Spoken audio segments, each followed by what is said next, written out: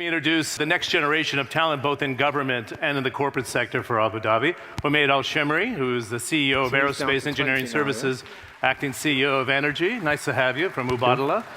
And Khalifa Al-Mansouri, who's the Undersecretary of the Abu Dhabi Department of Economic Development. Gentlemen, please sit down. Sir. Special thanks to our chairman, Nasser Al-Suwaidi, and our CEO, Alex Thursby, for having me back. As you viewers of CNN probably know, I often say on the air, we're reporting from the crossroads of East and West from Abu Dhabi, and I'm very aware of the West-East corridor for MBAD.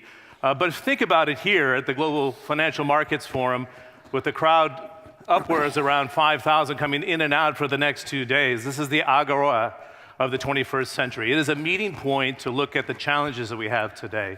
And I just wanted to recall a speech going back to early 2015 at the government summit from His Highness Sheikh Mohammed bin Zayed Al Nahyan. And even though I was listening to it in translation at the time from Arabic to English, of course, you could almost hear a pin drop, because he said, we will celebrate the day when we export our last barrel of oil from the UAE if, brothers and sisters, we've planned accordingly. Now, last week, for CNN and CNN Money International, I did an interview with Christine Lagarde, the managing director of the International Monetary Fund. And after the interview, she said to me, it's refreshing to find a government that has planned for the last 30 or 40 years, that have saved for the rainy day. Now, His Highness Sheikh Mohammed was talking about the next 50 years for the last barrel of oil, or making those projections for the last barrel exported. But of course, $30 to $40 oil has changed the equation in real time for the Middle East exporters, for the African exporters, the Latin American exporters at the same time. But who's best prepared, and how do you adapt to change? That's what the discussion's about here in the next 15 minutes. I suggested we're going through a period of amortization for the better part of the last decade. We have two talented individuals who are in charge of steering both government policy and corporate policy for the future. And I'd like to start with the concept of what have you been up to lately? Because it's been a very challenging 18 months, right? Who's going to expect to get a shock going from $110 a barrel on average for 5 years, or the better part of 5 years, to a new environment, and how do you adapt to it? Now, I don't see any panic here in Abu Dhabi whatsoever, but let's talk to me about how are you adjusting to the change? Humaid, from a corporate standpoint and looking at the portfolio of Mubadala, which is a key driver of the UAE 2030 diversification strategy, you can't sit back and say, wow, I hope for the recovery of oil prices. You do need to adjust the portfolio, focus on what's working, and look for new opportunities at the same time. What's been the primary focus of change for you in this new environment as you build Abu Dhabi for tomorrow? Thank you, John. Good morning, ladies and gentlemen. I think it's a fundamental fact of life for Abu Dhabi and the United Arab Emirates that we have been saving for these rainy days that keep coming on a cyclical nature of almost 7 to 10 years. This oil price slug, I guess, is not new to us. Since the 1970s, our late founder of this wonderful country has saved the earnings of money, of oil in the UAE to make sure that we have funds and capital investments for the future of this country and its population. Since 2008, the Abu Dhabi government has launched a plan for the 22 years in the future, the 2030 vision of Abu Dhabi, where we stipulated specific industrial sectors that we want to invest in and keep investing in to diversify our economy away from oil and petrochemicals. Back then, oil was almost about 60+ % of the GDP. Today, we're a much lower percentage than that, and the aim is by 2030, we'll get to that 36% only of contribution. A lot of people say there is a problem at oil prices of $30. In Mubadala, we view it as an opportunity. It is a chance for us, first of all, to put oil aside and create efficiencies. As a business, you always have to create efficiencies. You have to be efficient. Your revenues must be much higher than your cost structure. And these stressful times give us the opportunity to fix these kind of cost structures. I think the risk in my mind is, And I'll give you a couple of examples. If you go into the mode of oil is cheap, let's get away from renewables, for example. Energy now is going to be cheap. Let's not invest in technologies. As His Highness said earlier, technology is the future investment. A knowledge-based economy is what we're trying to do.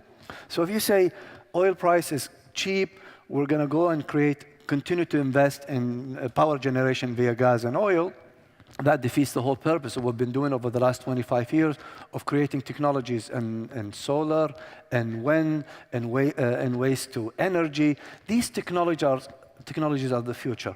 And the prices of today are much, much cheaper of those energy generation that were there 10 years ago. But we must protect the strategy of Mubadala to say, yes, that is a circumstances we are in. It will last a week, it will last a year. That doesn't matter. The strategy is the strategy, and the blueprint for Mubadala and Abu Dhabi is set an example. Another example is aerospace. Aerospace in general benefits from low oil prices. Airlines are having better flying average and pricing, so they share some of that cost with customers. A lot of you flew into the UAE on airplanes, I hope. And that is an opportunity for me because now we're selling more planes, we're fixing more planes. So as an aerospace industry, that is an opportunity. Despite that fact, we need to push efficiencies. We can't get into this high end of the cycle and say now it's happy days, we can go and spend recklessly and not create efficiencies. We will continue to do that. Good. So you've responded with discipline, it sounds like, with the different divisions. I'm going to come back to a couple of those different sectors, but let me bring in His Excellency Khalifa Al-Mansouri. I watch with great interest both the message and the discipline from Sheikh Mohammed bin Rashid, the Prime Minister, of course, of the UAE and Vice President, but also the ruler of Dubai, side by side with His Highness the Crown Prince of Abu Dhabi at the Bab al-Sham's retreat, saying we have to think of moving beyond oil. It's not the first time they did it, but I thought strategically it was very interesting that he did it right before the government summit to send a message. This is not just a photo opportunity, it's an actual discipline. How does that discipline reach into the Abu Dhabi Economic Development Department today, Khalifa, as you operate in this sort of new environment, but still want to build for the future? Bismillah ar-Rahman ar-Rahim. In the beginning, I would like to thank NBAD, the organizer of this event, for giving us the opportunity to respond to those questions, John. Let me look at it from a different perspective and spin the discussion towards the long-term view, as you mentioned, beyond oil age. Actually, the Economic Vision 2030 was one of the steps of looking at beyond oil. One of the main premises of the Economic Vision was to set what would the economy, what would Abu Dhabi look like in 20 years, 25 years. And now we're trying to translate what our leaders are saying. What would happen beyond 50 years? What would happen beyond oil? And how to translate that into plans and visions, and maybe relooking at diversifying our economy into a sustainable model beyond oil. So we are looking at this seriously, but we have initial steps that we have taken previously. The Economic Vision is one of them. We have the shorter term economic plans, the 5-year plans 2008, the second 5-year plan in 2013. So the steps we are taking are in the same directions where Abu Dhabi or the United Arab Emirates would be beyond oil economically. Good. It's interesting. I was looking back to research this panel to 2013 on your website, and it was an amazingly different outlook from then. We're enjoying a boom was the wording on 2013. We're growing better than 6%. Oil's afforded us this luxury to expand. How have you changed your managerial mentality within the Economic Development Department to still push along diversification or readapt the priorities of today? Because it's prioritization, which is really what we're talking about here. The problem is looking at our economy in terms of the oil prices booms and busts. which is for me is wrong. The oil prices has been going up and down for the last 150 years. This is not the first time the oil prices has gone down below $30, and it wouldn't be the last one. So our thinking is a bit different. We're not in the panic mood of looking at oil as the primary driver of economic growth. Looking at Abu Dhabi, for example, 2008, non-oil was around 40% or less. 2014, non-oil contribution to GDP is around 50%, when the oil prices was around $100. So we are on track of driving non-oil economic growth between 6 and 8% for the next 20 years. And we're on track on doing that. Interesting. When I look at the Mubadala portfolio of, in your brief here, aerospace, engineering services, which have been expansion, and acting the energy CEO of that division as well. I'm looking for synergies within government today. Quite a big change at ADNOC announced over the last 10 days with Sultan Al Jaber, in addition to his portfolio as Minister of State, as CEO. You have the energy division. It's expanded overseas into Southeast Asia with great success, into Central Asia. Where are the synergies within government today to be more efficient, if you will, but to take the best of Abu Dhabi to collaborate, to work alongside a state producer like ADNOC today? What do you think the potential is, Humaid? Well, first of all, let me congratulate my colleague, Dr. Sultan Al Jaber, on his appointment as the Director General of ADNOC. I think this is really a great step for him. He will definitely tap in on the experience that he had in the past 2 decades to make sure that ADNOC continues to be a strong driver of the economy of Abu Dhabi. I think this has been always a mandate for Mubadala and for Abu Dhabi Inc. under the government and the Executive Council control, is that we need to make sure that we play together, we interact with each other, and we have multiple examples of how ADNOC in the past has been interacting with Mubadala and their assets. And I think it will continue to be a drive. Am I personally satisfied with the level of cooperation? Definitely not. And as a demanding person, I will never be. But I will always aspire to have more and more of those kind of collaborations. Similar to the collaborations we have between us and the academia in the UAE or other industries in the UAE. That is going to always be a drive. And the appointment of Dr. Sultan in this role hopefully will be able to align more and more, because he knows Mubadala in and out. He knows the other government entities and the investment arms of the government, both federal and local, via his ministerial role. And I think with that knowledge, he'll have much more ability to match those areas of cooperation. So I'm hoping, just like ADNOC and other entities in Abu Dhabi, Ittihad for me in aerospace, we will always continue to collaborate in Abu Dhabi Inc. Good. I had the pleasure of attending the Cleveland Clinic opening with His Excellency Khaldoon Al Mubarak, and to actually see the doors open and to have the celebration with the Crown Prince was quite moving. Why finishing that project, the scale of the project, a global brand name in healthcare, and having other entities like HealthPoint at Sheikh Zayed Sports City is so important? I'd like to get a response from both of you. Why was it so important to deliver that world-class entity to Abu Dhabi during a period of time when the budgets, of course, were strained? Why did you think it was important? And Khalifa, yourself, from your perspective as well, please. Well, John, remember one thing about Abu Dhabi and what we do here in the UAE. We have long-term plans that we will not change.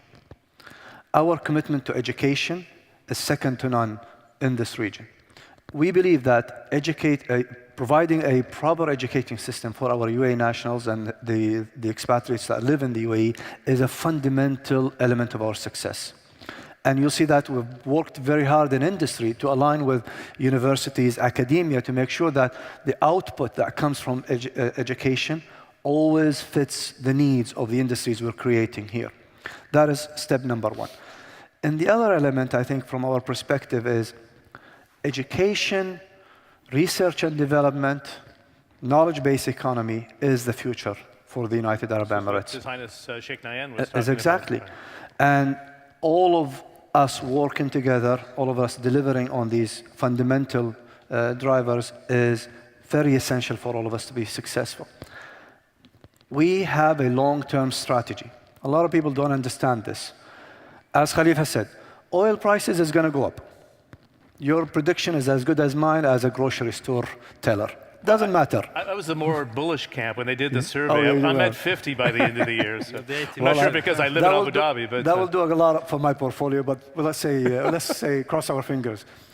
But is it going to get to $100 or $147, or is it going to go down to the $30? It might, it may not, it doesn't matter. It's one element of the economy of Abu Dhabi. And people just need to understand this. We've shifted this economy and will continue to build on that. And that is the fundamental difference of our economy compared to other economies around the globe. We have a leadership system that actually does not look at what's happening next week or next year. What's happening in 2030 and 30 and beyond, that last barrel of oil, is what really is the guiding light for all of us in Abu Dhabi. Okay, perfect. Khalifa, I wanted to get your thoughts from the economic development standpoint. Why, for example, healthcare or the knowledge economy with global foundries and getting that technology transfer to Abu Dhabi over time is vital. Downstream energy activities from oil and gas into petrochemicals, aluminium as well. The importance of having the different pillars from your vantage point, from an economist's point of view. Actually, one of the speakers was mentioning the anchors or the main players, champions of different sectors. The economic vision sets 12 sectors as the growth sectors for Abu Dhabi in the next 20 years. I would say healthcare, education, infrastructure, logistics, and capitalizing also on existing industries. Hydrocarbons has played a major role in Abu Dhabi's development. And we're still capitalizing to build other sectors. Building anchors in aerospace, like Strata, building anchors in Masdar, in renewable energy, building anchors in cultural. I would refer to His Highness Sheikh Nahyan, the cultural side of attracting and bringing tourism and sharing our tradition and culture with other international... with the Sadia Cultural District in particular. Is what you're the cultural districts. So if you're looking at the grand strategy, the grand plan, all of those initiatives fit into place. We're looking at the healthcare, we're looking at bringing world-class healthcare providers as Cleveland Clinic. We're looking at the partnership with the aerospace leaders like Boeing and Airbus. We're bringing the Louvre into the cultural Saadiyat Island. We're still continuing our infrastructure projects, mega projects. We finished the port, the Abu Dhabi ports. Inshallah, in the next year and a half, we're finishing the Abu Dhabi airport, one of the landmarks in the region. And if you look at the picture and if you look at the flow of things, you will see the picture actually appearing and things happening. This actually creates the opportunities for downstream players to come and play into those sectors. And this is where the government actually is pushing in SMEs, SMEs fundings, SMEs conferences, and creating the opportunities for local and foreign investors to come in and complete the picture. Yeah, it was an amazing set of changes to the Abu Dhabi Executive Council that His Highness the Crown Prince announced recently. And I thought, I gleaned from Sheikh Nahyan's speech this morning, what is a wise man to do?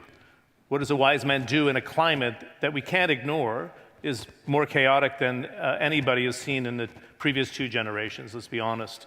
Both with Syria, Libya, Iraq, negotiations with Iran, involvement into Yemen. It's an incredibly challenging time with the transition to Egypt.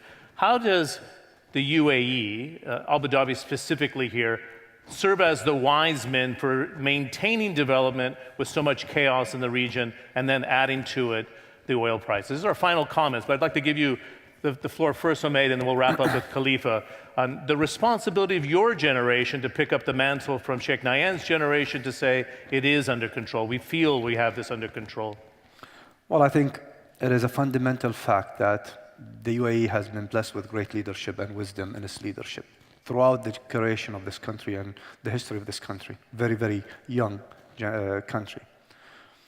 I think the focus on the long-term goals of the UAE is pivotal to this. This has always been an interesting neighborhood, and it will continue to be an interesting neighborhood. The dynamics, industrial, economic, financial, geopolitical are always going to be there in this. I like the adjective interesting. That's a good way of putting it. So. That should never, ever allow, deteriorate us from looking at the long-term solution. This country has been a great oasis of security, prosperity, and it should continue to be as such. This diversification, goals that Khalifa spoke about in our Vision 2030, it is the blueprint for this country's future. So nobody's getting sidetracked by this process? We will never get sidetracked. We have leadership that will not allow us to get sidetracked. Getting partners, international partners, like you said, Cleveland Clinic or Imperial College to come and say, there is an opportunity for me in providing better healthcare services for the UAE, for the region, within the region, getting the likes of Boeing and Airbus to invest and work with us in the region. This is partnership. This country was always built, and the business here was built on a partnership model, and we will continue to do that. Good. Final words, Khalifa? I think I would refer back to the word wisdom and passing the wisdom from one generation to another. The late His Highness Sheikh Zayed, may Allah bless his soul, the father of our country, has set and has put the seeds in the middle generation, our generation, and the future generation, and the wisdom to do the right thing and to plan ahead. And it's not planting for your generation, it's planting for future generation also. We had an earlier discussion about the sovereign fund and why we're not feeling panic. We're not sidetracked by oil prices or the geopolitical situation happening. I mean, the wars and crises happening in this region in the last 80 years. I haven't seen 10 years without something happening in this region. So it's a sideshow. We're watching, but we're keeping, and we are doing the mitigation plans. We are doing the proper planning and executions. And we have a robust strategy built on different scenarios to deal with different situations. And this is actually the wisdom we're talking about, and it's passed from one generation to another. Good. I appreciate that. I could talk to you for another 15, 20 minutes. We'll have to leave it that way, and I'll pick up the conversation with you afterwards, as will others here at the Global Financial Markets Forum. Nice round of applause, Khalifa Al Mansouri and Omid Al Shamri of Mubadala.